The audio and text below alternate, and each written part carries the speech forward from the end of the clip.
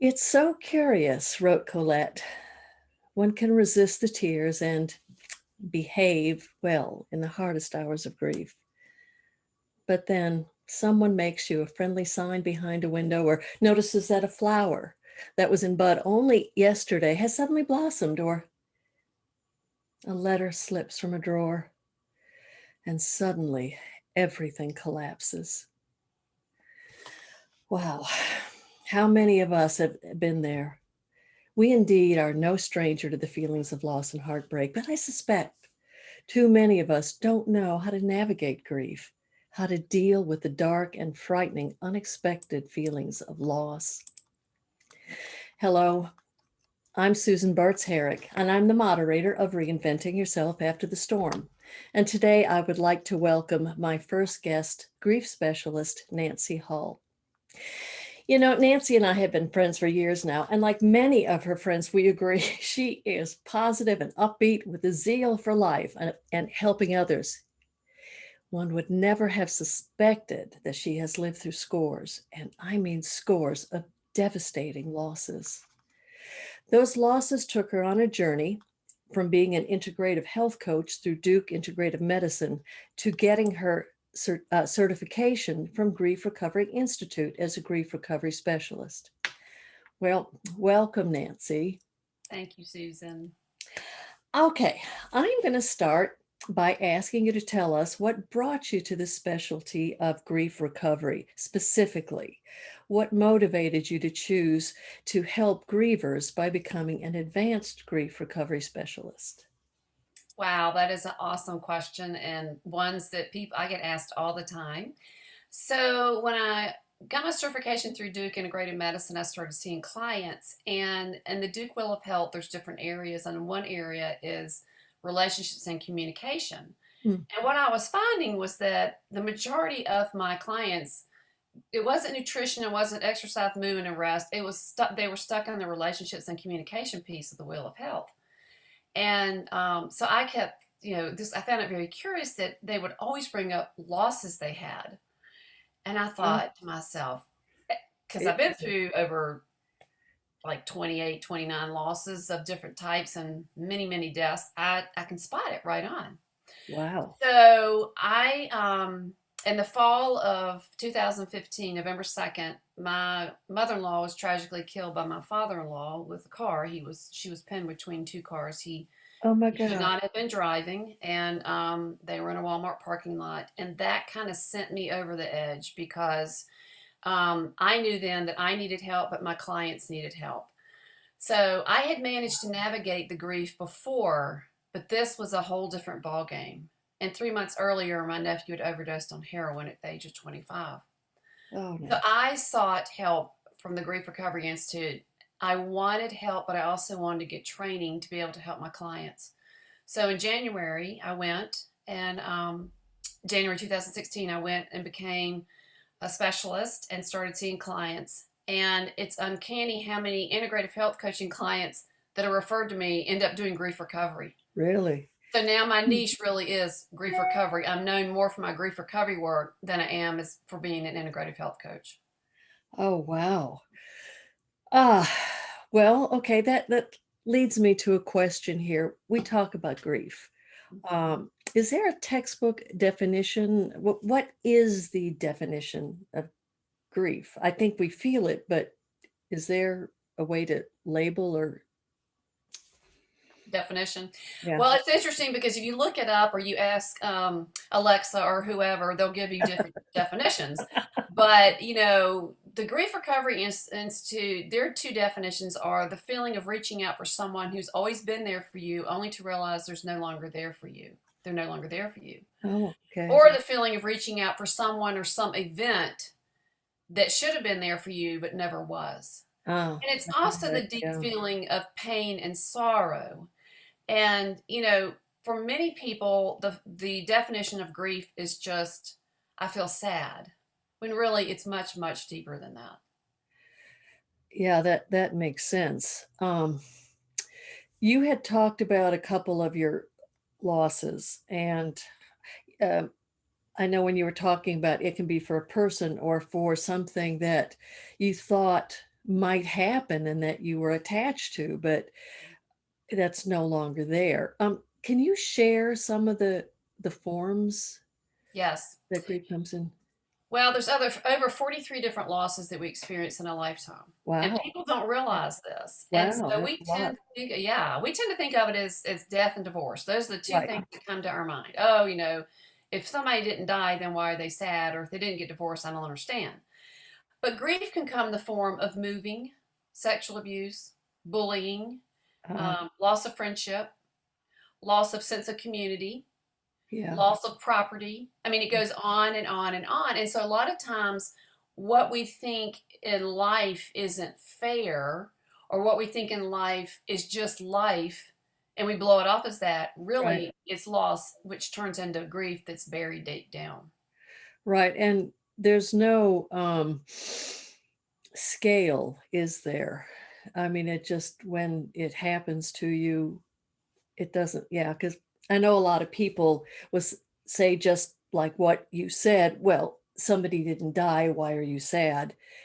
You can have a lot of different things. And can they be compiled on Oh, top of yes. each other to really build down? Wow. Yes, and I think one of the biggest misunderstandings of grief that a lot of people who are not pet lovers don't get is the loss of a pet. Ah, I don't care if it's a feathered pet, I don't care if it's a furry pet, excuse me. But people tend to think it's just a dog, it's just a cat. Get another dog, get another cat. They don't understand that to these owners, this is their family. But right. the other thing about grief and loss with this in this particular arena is that never underestimate the power of somebody's losses. It's never a good idea to compare your loss to somebody else's loss, Right. ever, because Right. you don't know how they feel. Right, exactly. You talked about pet loss. It was interesting. I had so many years of compounded stress and grief. I mean, there was just a lot of losses. And I had my mother die, and just months afterwards, I was getting married. I mean, I was going Mm. back and forth and back and forth. Oh, it was just a roller coaster. But what amazed me is I really didn't feel like I really grieved my mom like I thought I would. I mean, I was sad, don't get me wrong, but 6 months after we got married, my dog died. And it was a dog that I have never been so loved and adored. I mean, everything. It was Jack. I love you, mom. Where are we going? Oh, the It's bathroom. Fine. unconditional Okay. Yeah. love. I mean, but it was, yeah. I've never experienced that kind. When he died, some portal opened up that all of the grief from my mother could escape. Yes, That surprised me. I mean, exactly. I'm glad it finally did, but it was the grief of my beloved Jack which allowed me to really grieve my mom. Is And that many, normal or very normal. it is? Okay. It's so uncanny how many times people come to me for one loss and they end up working on another loss. I Uh, mean, it could have been, like you said, it could have been your mom just died, but all of a sudden you realize, or Jack died, whichever came first, you realize all of a sudden, I never really grieved this pet or this person back in my life back 2, 3, 4, 20 years ago. And it's just unbelievable how many people come in. My mother just died, and then they end up working on a childhood friend. Not uh, to say they can't work on the one that just passed away, or the estranged relationship, because you can process people that are still living. okay. But it's just interesting how we tend to stuff it and stuff it and stuff it and stuff it. It's like a tea kettle, and all of a sudden it Oh, just yes. blows. The Yes. whistle is Oh, going. boy. Boy, did that happen to me. Yeah. Mhm. Okay. Kind of changing gears a bit here. I don't know if people know what to say to somebody sometimes after there's been a loss or when a person is grieving. And I came upon that situation just this past week. Um, my girlfriend and her husband tragically lost their 29-year-old daughter. Yeah. we went to the service, and my girlfriend was seemed to be processing it well. I just hugged, I mean, but her husband, all of a sudden, I didn't know what to say, Mhm. except I, I'm so sorry. And that felt inadequate. Question: what is the best thing to say or not to say to somebody who's grieving? I guess I'll ask you both of those. What are the things to say, and then what are the things not to say? Okay, this is a great question. So many people make the mistake of trying to relate the person's loss that they're trying to be comforting to a loss that they've had. So Oh, the yes. only thing Yeah. you really need to say to somebody is, "I am so sorry." Okay. That's it. You don't need to go into a whole plethora of, whatever.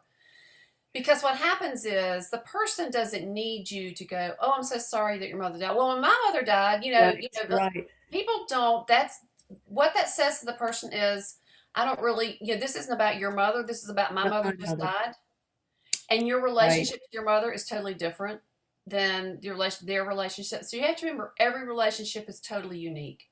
Mm, Whether it's a move, a death, a divorce, whatever it is, that relationship is unique to that person.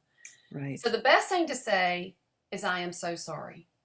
The worst thing to say is try to relate it to what happened to you, or if it's a loss of a child, say it's an infant or a miscarriage. Well, you can always get pregnant again, or you can always Oh, have a baby, you can always adopt, right. or you can always buy another cat, always dog, always buy another bird. People, you can't replace a loss. Right. And Right. let me just say this really loud and clearly: Okay. grievers do not need to be fixed. They need to be listened to with dignity and respect. Oh, I love that. I love that. Yeah, I felt too often like I was broken. Mhm, And then I realized, no, I just needed to grieve mhm. and let all of that out. You're not broken, your heart's broken. Yeah. Yeah. Yeah. Okay, so what are some helpful tips for assisting those that are grieving other than what not to say? Okay. A lot of times, and I've been guilty of this myself, a lot of times we'll say, "Well, let me know if I can help you." Just do it. If you Oh, know that they enjoy food, or if you know they enjoy flowers, if you know they would love a tree planted in memory of their loved one, or if you know of something this particular family or whatever the situation is likes, just show up with a dish of food. oh, Just show up with flowers. Just show up with whatever it is that speaks to their heart. Because the worst thing you can do is let me know. Their mind is in a bazillion different places. They're not going to let you know. Only a right. really true friend will let you know. And let me tell you, it was about it was when my mother died on her 94th birthday, coming to her birthday party at the foot of our outside steps, that a dear friend of mine makes the best deviled eggs in the world. And I remember calling her back and saying, "Anne, can you bring one more plate of deviled eggs?" And she was honored to do it. But Right. it took me how many deaths before I could To ask get for there. help? To get there.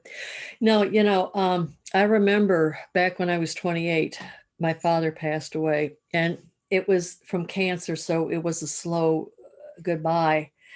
And about 2 weeks out, all of a sudden, there was a knock on my door, and my girlfriend from college, my roommate, was there with a suitcase, and she said, "Hi, I'm moving in for a week. I'm going to do your laundry. I'm going to clean your house. I'm going to do your grocery shopping. You are not to think of me as a guest. I am here only to take care of you because you're taking care of your dad. And I know things have got to get done." Oh, my heavens. Exactly. She said, "I'll just stay on your sofa. Do not concern yourself with me at all." What a blessing. Oh, it was. It was. Yeah. Um, okay. There was a question I really had. Uh, I'm curious about, because I have used the Kubler-Ross stages of grief in some of my writings, and I've noticed different stages during death and dying. Like many of our listeners here, a lot of us have just been there too many times. It's just how it is. But what is your opinion on the 7 stages of grief by Kubler-Ross? Well, it's interesting. Even Kubler-Ross came back and said that really the book was written for people that are in the process of dying. That was the intent of the book. Okay. She later said that she wished people understood that more clearly. And in the Grief Recovery Institute, we believe that there aren't stages of grief because you feel those emotions, all at one time or all separately. And what happens is, like, I don't want somebody saying, well, Nancy's in the angry stage, or Nancy's in the sad stage, or she's in the denial stage. Okay. We're always in shock when something happens, Okay. Okay. and we're always in denial when something happens. Yeah. Yeah. But we feel that, honestly, the stages were written for somebody that's dying so they would know what to expect when Okay. they are That makes dying, sense. in the process of dying.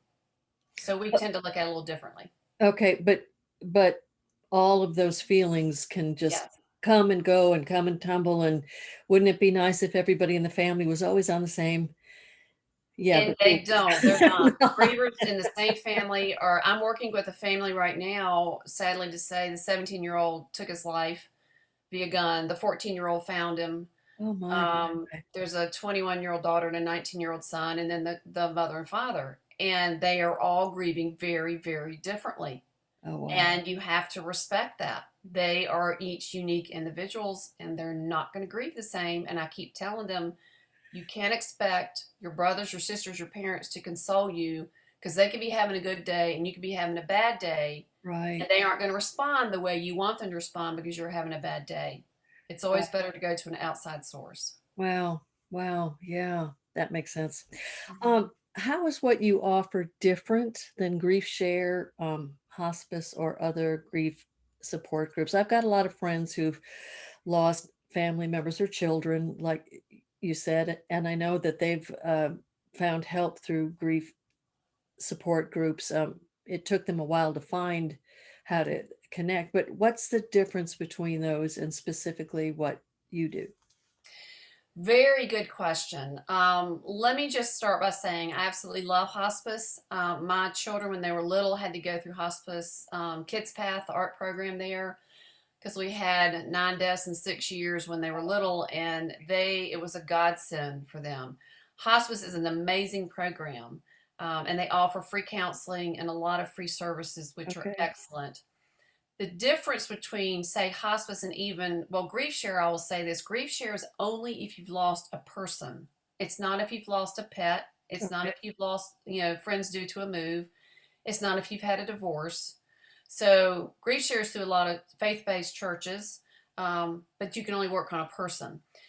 A grief support group is a support group. However, what happens is it tends to be more or less ruminating about the loss, whereas the grief recovery method that I do, it's action based. So it starts from Okay. point A to point B. It's a 7-week process that carries you from what happened with the loss to how can you come to completion, to the pain, the isolation, and the feelings of deep sadness that you have. How can you have completion with the pain that this has caused you? Never saying goodbye to the relationship, but ending the feelings that are keeping you so, so stuck and deep down in grieving.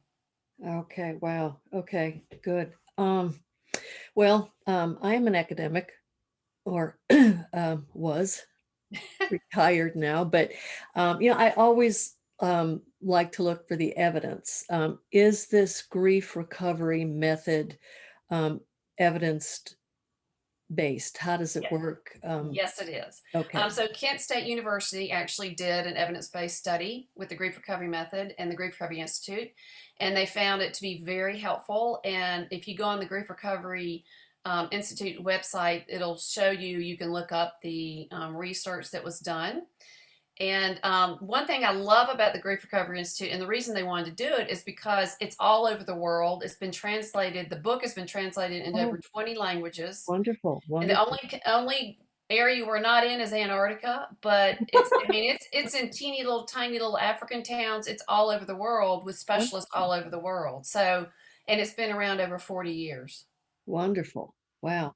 Okay, we've had COVID and everything is gone um, on Zoom like we are now. I know it used to be unheard of to have therapy or not respected as well to have therapy on Zoom. Is it as effective?